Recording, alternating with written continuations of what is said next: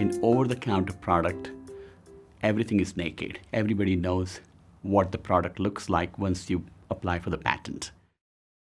Everybody knows what the product is going to be. They can visualize. For the product, as simple as NeilMed Sinus Rinse, and one will look at the bottle, one will look at the tube and the cap. A lot of people have tried designing, but they end up with variety of flaws. And basically, I can write maybe 100 pages just on these three simple things that what can go wrong. So one has to be very careful when you design, because it's a medical product. You have reputation, you have consumers' trust and customers' trust and confidence in NeilMed. You make sure that nothing goes wrong. So when we are focused on, it's as simple as it looks, it's very difficult. A lot of people attempted it, but somehow we had the branding, we had the loyalty of consumers, we had support from physicians, and we were not going after money.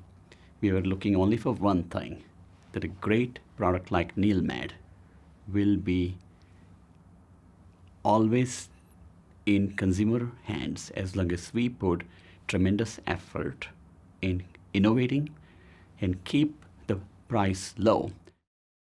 The over-the-counter product, if it is not validated by science, it becomes a hard sell. And we have seen that if you just create a product that does not have science backup to sell is a big disadvantage, because how do you convince people? How do you win the trust? Just by showing on TV shows or commercials does not buy the loyalty, does not buy the confidence.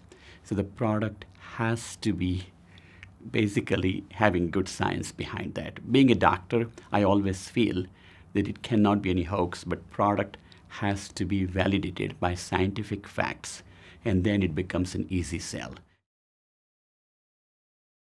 The other disadvantage that you're at the mercy of a store. Stores have their own ways of running operations. In America, there are basically 5 or 6 different sectors or divisions for over-the-counter like medical products. And I can give an example. There are club stores like Costco, Sam's Club, and BJ's. The packaging has to be specially designed. So you cannot make over-the-counter product for Walgreens and put it in Costco.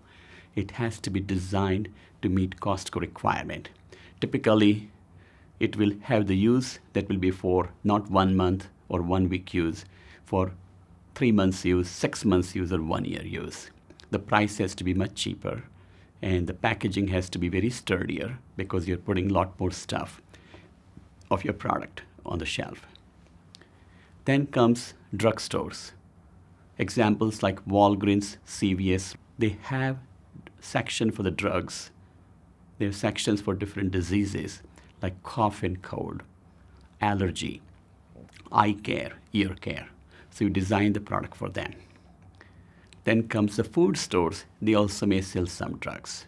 But food stores, people typically go to buy the food. They're not there primarily to buy the drug. But they will have a small section in the food store. They will select only the top brands. They won't keep every brand the drugstore can carry, because they have maybe 8-foot or 12-foot section for the drugs.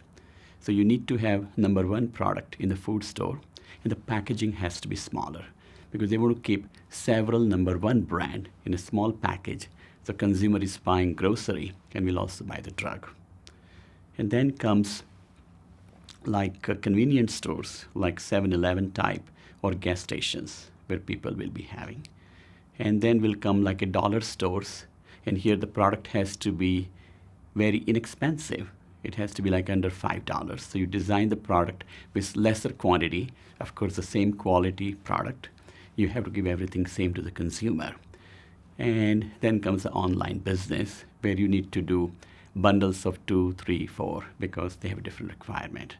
So disadvantages of over-the-counter product is you have to cater to variety of channels, and you have to meet the requirement of each and every channel.